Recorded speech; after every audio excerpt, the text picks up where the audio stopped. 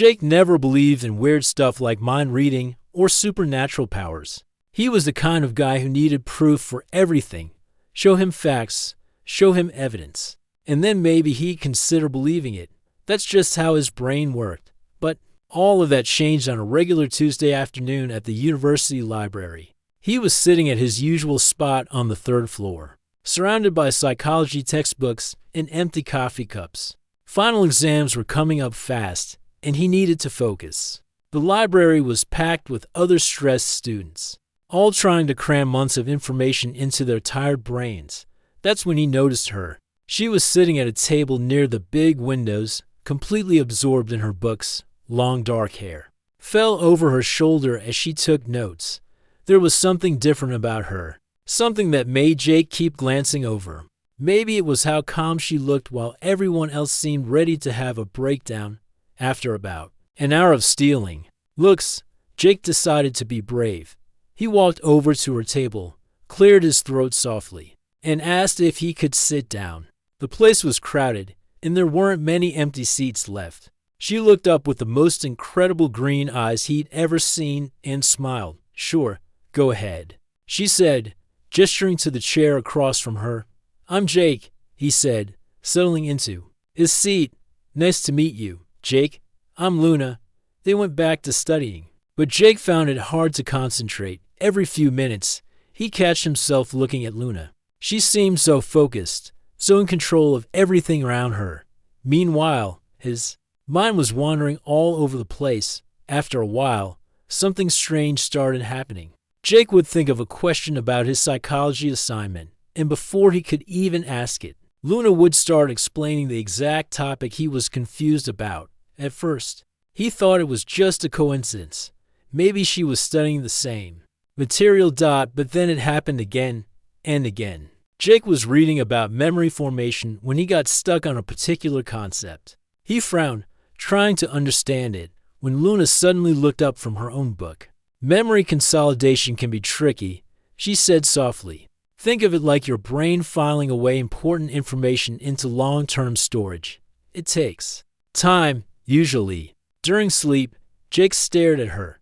That was exactly what he was struggling with. "How did you know I was confused about that?" Luna's cheeks turned slightly pink. "Lucky guess," she said, but something in her voice suggested it wasn't luck at all. This kept happening over the next few study sessions. Jake would have a question, and Luna would answer it before he asked. She'd make comments that seemed to respond to his thoughts rather than anything he'd said out loud. It was like she could see inside his head. The weirdest part was how natural it felt. Most people would have been freaked out, but Jake found himself getting comfortable with it. Luna had this calming presence that made everything seem okay, even when nothing made sense. One evening, about 2 weeks after they first met, Jake was having a particularly rough time with his studies.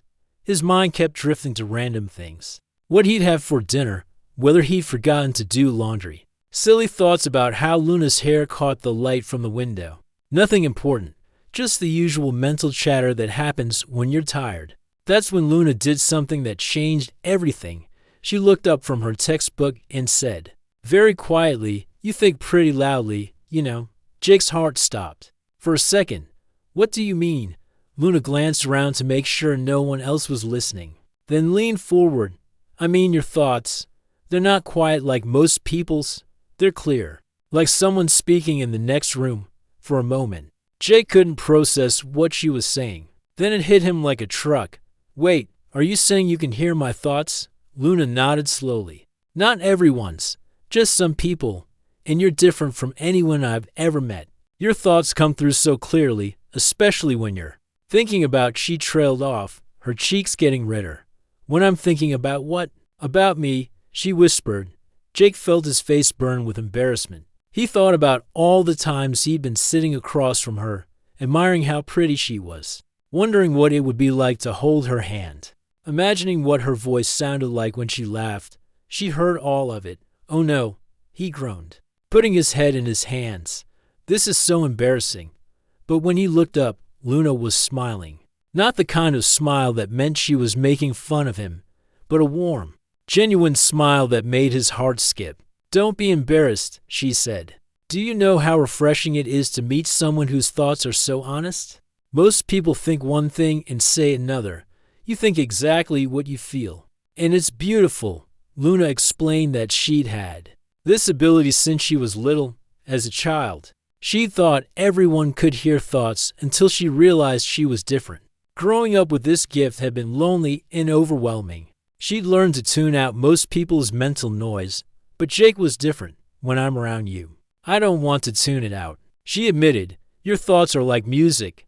They're genuine and kind and funny. Even when you're thinking silly things about my hair or wondering if I like coffee. It makes me happy. Jake didn't know what to say. Part of him was terrified that she could access his most private thoughts, but another part of him was amazed. Here was someone who knew exactly what he was thinking and feeling, and she still wanted to spend time with him. So when I was thinking about how nervous I was to talk to you that first day, I heard it all, Luna said with a grin, including the part where you practiced what you were going to say about 3 times. Before you actually came over, Jake laughed despite his embarrassment. And you still let me sit down? I thought it was sweet. Most guys would have just walked over without thinking twice. You cared enough to want to make a good impression. They sat in comfortable silence for a while, the weight of this revelation settling between them. Jake's mind was racing, and he knew Luna could hear every thought. This is going to take some getting used to, he said finally. Luna reached across the table and touched his hand gently. The contact sent a warm feeling up his arm. We can figure it out together, she said, if you want to, that is. Jake looked into her green eyes and felt something shift inside him. This was definitely not what he'd expected when he walked into the library that day. But maybe the most amazing things in life were the ones you never saw coming. Yeah, he said, squeezing her hand. I'd like that. As they packed up their books and prepared to leave the library together, Jake realized his life had just become a lot more complicated. But looking at Luna's smile, he decided complicated might not be such a bad thing after all. 3 weeks had passed since Luna revealed her secret to Jake, and their relationship had become something neither of them could have imagined. They spent almost every day together, studying in the library, grabbing coffee at the campus cafe, or just walking around the university grounds talking about everything and nothing. But Jake was discovering that dating someone who could read your thoughts was both incredible and absolutely terrifying. Every morning when he woke up, Jake found himself thinking about Luna before he even opened his eyes. He'd picture her smile, remember something funny she'd said the day before, or wonder what she was doing at that exact moment. It was sweet and romantic, but it also meant that the moment he saw her, she knew exactly how much he'd been thinking about her. Good morning to you too, Luna would say with a knowing smile when they met for breakfast. And Jake's cheeks would turn red because he knew she'd heard every fond thought he'd had about her that morning. The strangest part was how Luna seemed to encourage it. Instead of being overwhelmed by hearing his thoughts, she appeared to enjoy the constant connection. When Jake tried to quiet his mind around her, thinking it might be too much, she'd actually look disappointed. Don't do that, she said one afternoon, as they sat in the campus courtyard. Jake had been making an effort to think about his homework instead of how pretty she looked in the sunlight. Don't do what? He asked, though he had a feeling he knew. Don't try to hide your thoughts from me. I can tell when you're doing it, and it feels like you're putting up a wall between us. Jake shifted uncomfortably on the bench. But don't you get tired of hearing everything I'm thinking? It must be exhausting. Luna shook her head, her long hair catching in the breeze. Jake, you have no idea what it's like for someone like me. Most people's thoughts are just noise, scattered, meaningless chatter that I try to block out. But yours are different. They're clear and honest and warm. When I'm with you, it's like finally being able to hear beautiful music instead of static. This confession made Jake feel amazing and nervous at the same time. He'd never had someone pay such close attention to his inner world before. With Luna, there were no secrets, no pretending, no carefully chosen words to hide what he really meant. She knew exactly how he felt about everything, all the time. Sometimes I think you know me better than I know myself, Jake admitted. Maybe I do, Luna said softly, and maybe that's not such a bad thing. Their first real moment of romance happened without any words at all. They were walking through the campus gardens after dinner, enjoying the cool evening air. Jake was admiring how the sunset made everything look golden, including Luna. He found himself thinking about how much he wanted to kiss her, imagining what it would feel like. Wondering if she wanted the same thing, Luna stopped walking and turned to face him. "Yes," she said quietly. "Yes, what?" Jake asked, though his heart was already racing because he suspected he knew. "Yes. I want the same thing you're thinking about." She stepped closer to him, and Jake could smell her perfume, something light and flowery that made his head spin. He reached up to touch her face, marveling at how soft her skin was. Luna's eyes fluttered closed as she leaned into his touch. When their lips finally met, it was like nothing Jake had ever experienced. It wasn't just a physical kiss. It was a meeting of minds. A moment where the connection they shared became something deeper and more intimate than anything he thought possible. When they broke apart, both were breathing heavily. "That was," Jake started to say. "Perfect," Luna finished, and they both laughed. But as their relationship deepened, Jake began to notice some complications he hadn't expected. The constant mental connection that felt so magical also meant he could never have a private moment to process his own feelings. Every doubt, every moment of confusion, every fleeting worry was immediately known to Luna. One evening, they were having dinner at a small restaurant near campus when Jake started thinking about his future. He was worried about his grades, stressed about finding a job after graduation, and wondering how a relationship with someone like Luna could possibly work in the real world. These weren't thoughts he was ready to share. They were just the anxious mental wandering that everyone does sometimes. But Luna heard all of it. "Hey," she said gently, reaching across the table to take his hand. "It's going to be okay. We'll figure everything out together." Jake appreciated her comfort, but it also made him realize something unsettling. He couldn't even have his own private moment of worry without Luna knowing about it and trying to fix it. Where was the line between intimacy and invasion of privacy? Another time, they were studying together when Jake's mind wandered to an old friend from high school. He'd been thinking about calling him, wondering how he was doing, remembering some funny times they'd shared. Normal, innocent thoughts that had nothing to do with Luna. But he noticed Luna's expression change, becoming slightly distant and maybe a little hurt. "Who's Ryan?" she asked casually, though Jake could tell the question wasn't casual at all. "Just a friend from high school." "Why?" "You were thinking about him pretty intensely." Jake felt a flash of frustration. "Am I not allowed to think about other people now?" Luna's cheeks flushed. "No, of course you are." "I'm sorry. It's just, when you think about other people, especially people I don't know, it makes me feel left out of that part of your life." They talked through it, and Luna apologized for being possessive about his thoughts. But the incident made Jake realize how complicated their situation really was. Luna wasn't just his girlfriend. She was an unwilling witness to every memory, every stray thought, every moment of his inner life. Despite these challenges, Jake found himself falling deeper for Luna every day. There was something addictive about being so completely known by another person. When she smiled at a joke he'd only thought but not said out loud. When she handed him his coffee exactly how he liked it without him asking. When she understood his moods better than he did. It felt like the most intimate connection possible. "I've never felt this close to anyone," Jake told her one night as they sat on the roof of his dorm building, looking at the stars. "Neither have I," Luna replied. "Before you, I always felt like I was watching life from the outside, hearing everyone's surface thoughts but never really connecting.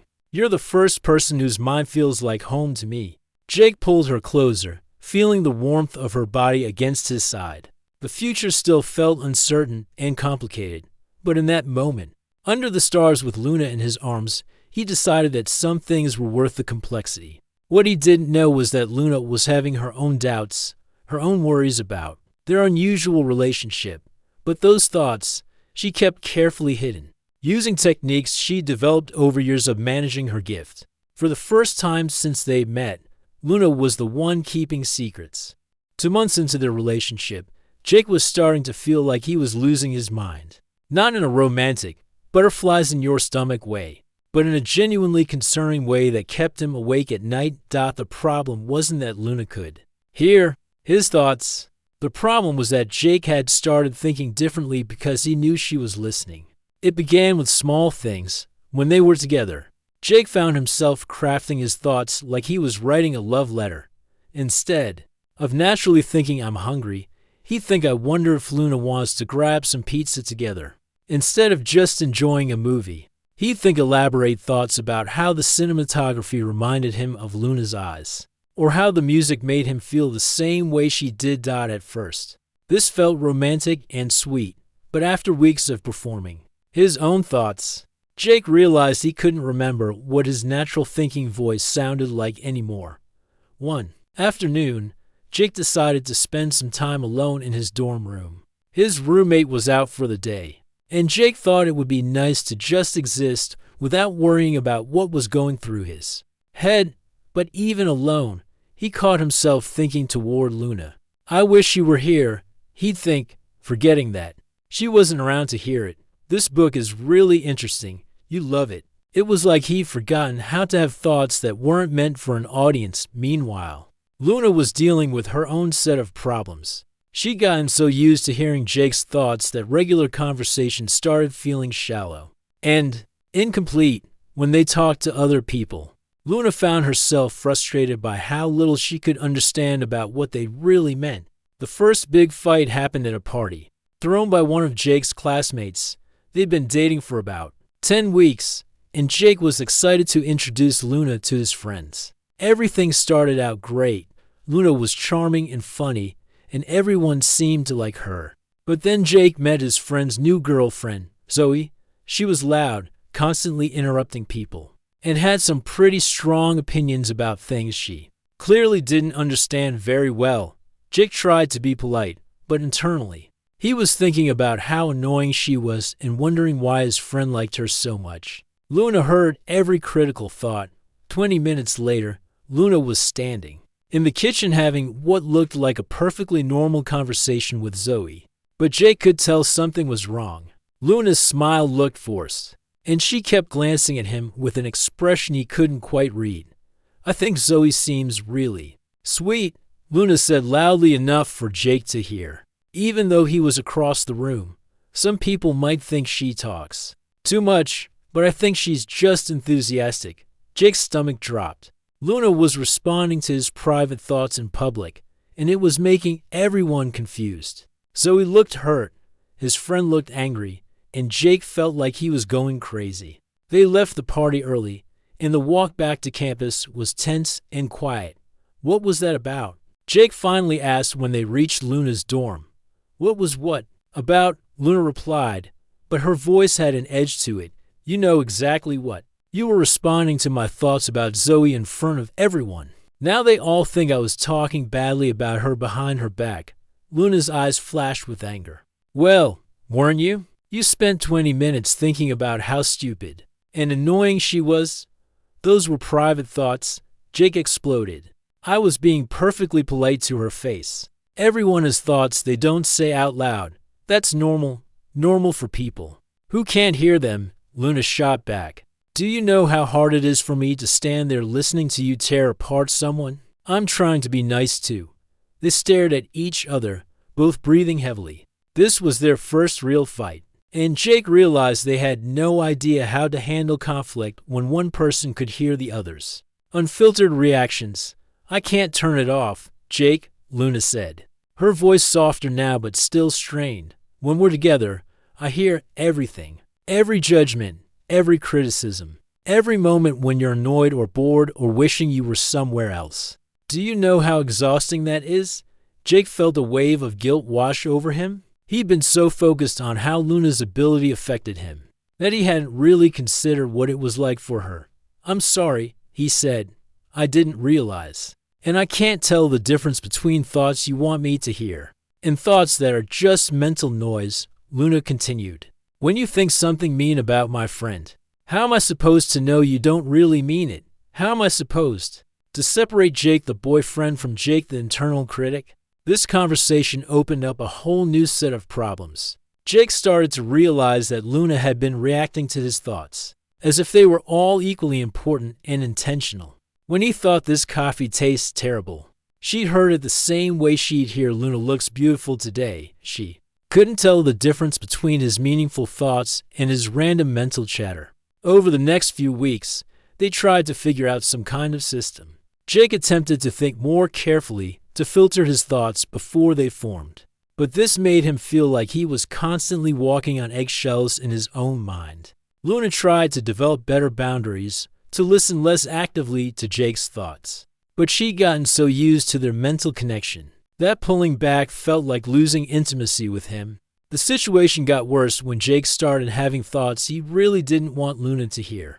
Not bad thoughts, exactly, but private ones, worries about their relationship, concerns about their future, moments of doubt that were normal in any dating situation but felt like betrayals. When Luna could hear them, one evening, they were studying together in the library when Jake started thinking about what it would be like to date someone normal, someone he could surprise with gifts, someone he could have private conversations about with his friends, someone who couldn't analyze his every emotional reaction.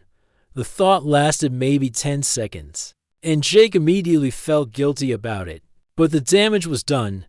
Luna's face went white, and she closed her textbook with a sharp snap. "Maybe you should find out," she said quietly. "Luna, wait, I didn't mean." "Yes, you did." Her voice was steady, but Jake could see tears forming in her eyes. "You meant it, and you're right. Maybe you should be with someone normal." She gathered her books and walked away, leaving Jake alone at their table with the horrible realization that some thoughts, once heard, couldn't be taken back. That night, Jake lay in bed staring at the ceiling, wondering if it was possible to love someone and still sometimes wish they were different. He thought about calling Luna, but for the first time since they met, he wasn't sure what he would say. In her own room across campus, Luna was having similar thoughts. Thoughts that, for once, Jake couldn't hear. She was wondering whether their relationship was built on genuine connection or just the novelty of her unusual ability. She was questioning whether Jake loved her or just loved being understood so completely. Both of them were beginning to realize that their magical connection might not be enough to overcome the very human problems it was creating. But neither was ready to give up on what they built together, even if they weren't sure how to fix it. The next 2 weeks were the most difficult of Jake's life. He and Luna were technically still together, but everything felt broken between them. They text each other good morning and good night, meet for coffee occasionally, but the easy comfort they'd shared was gone. Jake found himself constantly editing his thoughts, trying to think only positive things when Luna was around. But this made their conversations feel fake and forced. Luna could tell he was filtering his mind, and the artificial politeness hurt more than his honest doubts had. "You don't have to pretend with me," Luna said one afternoon as they sat in their usual spot in the library. "I can tell when you're censoring yourself, and it feels worse than hearing your real thoughts." "But my real thoughts hurt you," Jake replied, keeping his voice low so other students wouldn't hear. "I can't win if I think honestly. I upset you if I try to think more carefully. You say I'm being fake." Luna stared down at her textbook, not really reading it. Maybe that's the problem. Maybe this was never going to work. The words hung in the air between them like a challenge neither wanted to accept. Things came to a head on a rainy Thursday evening. They planned to have dinner together and then study for their upcoming finals. Jake had been looking forward to it, hoping they could find their way back to the connection they'd lost. They went to a small Italian restaurant near campus, one they'd been to several times before. Jake ordered his usual pasta. Luna got her favorite salad, and for a few minutes, it felt like old times. But then Jake's mind started to wander. He began thinking about his ex-girlfriend, Chelsea, whom he dated briefly the year before. It wasn't that he missed her or wanted her back. He was just remembering how simple that relationship had been, how they could sit together in comfortable silence, how he could surprise her with flowers, how they could have disagreements without her knowing every doubt that crossed his mind. The thought was completely innocent and lasted maybe 30 seconds. Jake wasn't comparing Luna to Chelsea or wishing he was back with his ex. He was just remembering what normal relationships felt like. But Luna heard every word of it. Her fork clattered onto her plate, and when Jake looked up, her face was pale with hurt and anger. "Are you kidding me right now?" she whispered. Jake's heart sank. He knew exactly what she'd heard. "Luna, it wasn't what you think. You're sitting here having dinner with me, and you're thinking about your ex-girlfriend? About how much easier it was to date her." "I wasn't thinking that," Jake protested. Though he knew it was pointless, Luna had heard his exact thoughts, not his interpretation of them. "You were thinking about how you could surprise her with flowers," Luna continued, her voice getting louder. "About how you could sit in comfortable silence. About how she didn't know every doubt in your head." Other diners were starting to look at them. Jake felt his cheeks burn with embarrassment and frustration. "Those were just random thoughts," he said desperately. "They don't mean anything. Everyone thinks about their past sometimes." "Not while they're on a date with their current girlfriend," Luna shot back. "Not when they're supposed to be focused on fixing their relationship." Jake realized there was no way to explain this that Luna would understand. To her, every thought was intentional and meaningful. She couldn't comprehend that his mind sometimes just wandered to random memories without any deeper significance. "I can't do this anymore," Luna said, standing up from the table. "I can't be in a relationship where I have to compete with every memory in your head."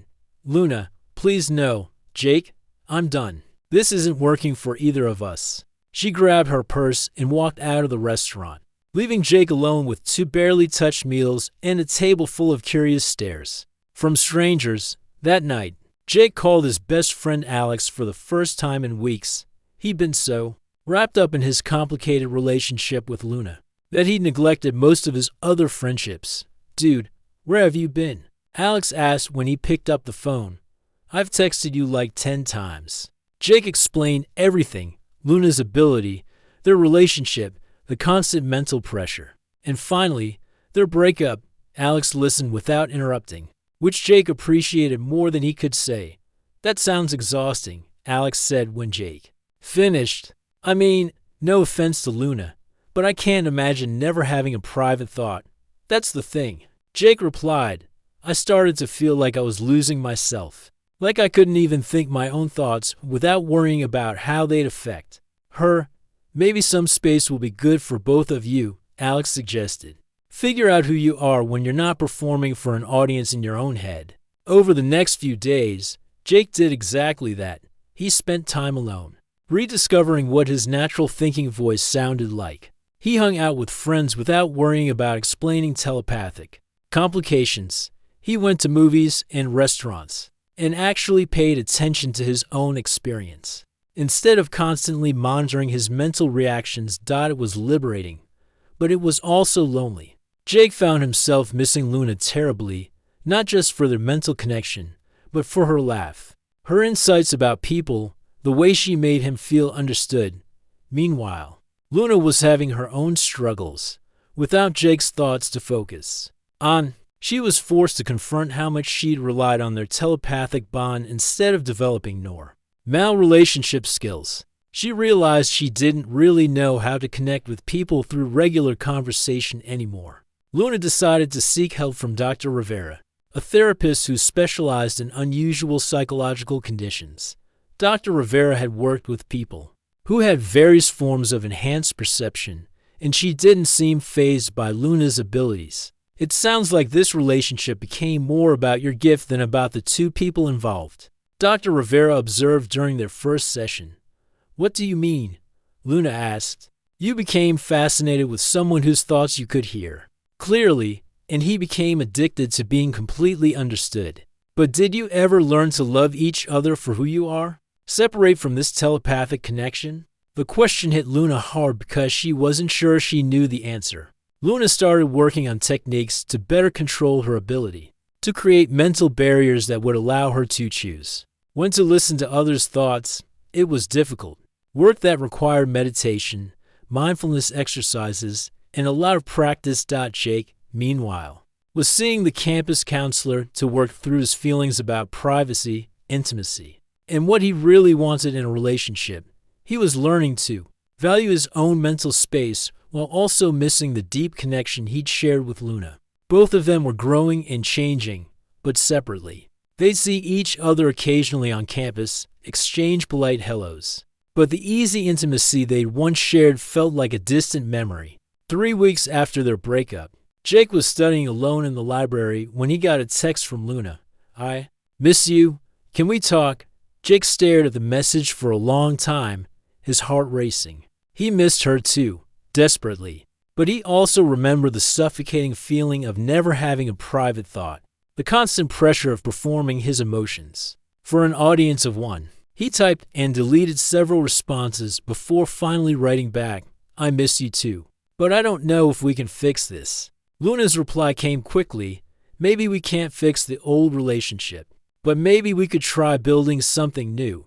Jake looked around the library at all the students studying quietly with their private thoughts intact, and wondered if it was possible to love someone whose gift had nearly destroyed them both. The answer, he realized, would require more courage than either of them had shown so far. Jake stared at Luna's text message for 20 minutes before finally agreeing to meet her. They decided on the campus coffee shop, neutral territory where they'd spent many hours together, but also where they could leave easily if things went badly. When Jake walked in, he spotted Luna immediately. She was sitting at a small table by the window, nervously stirring a cup of tea that had probably gone cold long ago. She looked different somehow, more relaxed, but also more uncertain than he'd ever seen her. "Hi," Jake said as he sat down across from her. "Hi," Luna replied, giving him a small smile that didn't quite reach her eyes. For a moment, they just looked at each other. Jake realized this was the first time in months that he wasn't worried about what he was thinking. The mental pressure he'd grown so used to was completely gone. "You're different," Luna said softly. "What do you mean? I can barely hear you at all right now." "It's like you've learned to, I don't know, think more quietly." Jake was surprised. "Is that good or bad?" Luna considered this. "Honestly, it's a little sad. I miss hearing your thoughts, but it's also kind of amazing. You seem more like yourself, if that makes sense." They ordered fresh drinks and spent the next hour talking about what they'd learned during their time apart. Luna told Jake about her sessions with Dr. Rivera and the techniques she'd been practicing to control her abilities. "I can create mental barriers now," she explained. "It takes concentration, but I can choose when to listen and when to give people privacy. I never learned how to do that before, because I was so used to just hearing everything." Jake shared his own discoveries about needing mental space and learning to value his privacy, while still wanting deep connections with people. "The weird thing is," Jake said, "I actually missed having someone understand me so completely, but I also needed to remember what it felt like to just be me, without an audience." Luna nodded. "Dr. Rivera said something that really stuck with me. She said that true intimacy requires choice. When I was hearing all your thoughts, whether you wanted me to or not, that wasn't really intimacy. It was more like invasion." "I never thought of it that way," Jake admitted. "But you're right. Some of my thoughts were meant for you, and some weren't. I needed you to know the difference." They sat in comfortable silence for a while, both thinking about how much they'd grown in just a few weeks apart. "So where does that leave us?" Jake finally asked. Luna took a deep breath. "I want to try again, if you do, but differently this time, with rules and boundaries that protect both of us." Jake felt his heart speed up. Despite everything they'd been through, he realized he wanted that too. "What kind of rules?" "Well," Luna said, pulling out a small notebook, "I've been thinking about this a lot. First, I would only listen to your thoughts when you specifically invite me to. Like, you could say, 'I want you to hear this,' or something like that." Jake was impressed by how much thought she put into this. "That sounds good. What else?" "Second, we need to practice regular communication. No more assuming I know how you feel just because I can hear some of your thoughts. You have to actually tell me things with words." "I like that," Jake said. "I miss talking to you." "Really talking?" Luna smiled, and this time it reached her eyes. Third, we both get to call time out if things feel overwhelming. If you need mental privacy, you can ask for it.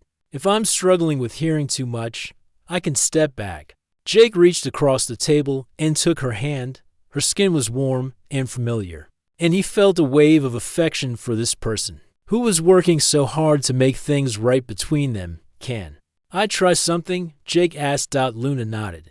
Jake closed his eyes and thought as clearly as he could. I want you to hear this. I miss you every single day. Not just the mind-reading thing, but you. Your laugh, your terrible jokes, the way you scrunch up your nose when you're concentrating. When he opened his eyes, Luna was smiling with tears in her eyes. I heard that, she said. And I miss you too. All of you, not just your thoughts. They decided to start over slowly. Instead of jumping back into their intense relationship, they would date like normal people. Jake would pick Luna up. They'd go to movies and restaurants. And they learned to connect through conversation and shared experiences, rather than telepathic shortcuts. Their first official new date was the following Friday. Jake brought Luna flowers, something he'd never been able to surprise her with before. Her genuine delight at the unexpected gift reminded him why normal relationship gestures could be so meaningful. At dinner, they practiced their new communication style. Instead of Luna responding to Jake's unspoken thoughts, he had to actually say what he was thinking. This pasta is really good, Jake said out loud, even though it felt silly to voice such a simple observation. I'm glad you like it, Luna replied. I was worried you'd think this place was too fancy. Actually, I love it. It feels special, like we're celebrating something. We are, Luna said. We're celebrating getting a second chance. Over the next few weeks, they slowly rebuild their relationship with their new rules in place. Jake learned to be more verbally expressive, sharing his thoughts and feelings through words rather than assuming Luna would just pick them up telepathically. Luna practiced giving Jake mental privacy while also enjoying the moments when he specifically invited her to hear his thoughts. The telepathic connection became something special. They shared occasionally rather than a constant presence in their relationship. When Jake was stressed about an exam, he might think toward Luna, I could use some encouragement right now. When Luna was having a bad day, Jake would think warm, supportive thoughts specifically for her to hear. But most of the time, they communicated like any other couple through words, gestures, and the ordinary magic of two people learning to understand each other. 3 months after their reconciliation, they were walking through the same campus gardens where they'd had their first kiss. Jake stopped suddenly and turned to Luna. I want you to hear this, he said, looking into her eyes. Luna nodded, opening her mind to receive his thoughts. I love you. Jake thought as clearly as he could. Not because you can read my mind, and not despite it either. I love you because you're brave enough to share this incredible gift while also respecting my privacy. I love you because you worked so hard to make us work. I love you because you're you. Luna's face lit up with joy. I love you too, she said out loud. And I love that we figured out how to make this work, as they kissed under the same trees where their relationship had begun. Jake realized that their second chance had given them something even better than their original connection. They'd learned that true intimacy wasn't about knowing everything about each other. It was about choosing to share themselves honestly and completely. Their relationship wasn't perfect, and they still had to navigate the unique challenges of Luna's abilities, but they built something sustainable and healthy, based on choice and respect rather than the overwhelming intensity of their first attempt. Jake no longer felt like he was performing his thoughts for an audience. Luna no longer felt burdened by unwanted access to his private moments. They found a way to honor Luna's extraordinary gift while also protecting the ordinary human need for mental privacy. Most importantly, they learned that the most meaningful connections aren't about hearing every thought or knowing every feeling. They're about two people choosing, again and again, to be vulnerable with each other in ways that bring them closer together, rather than driving them apart.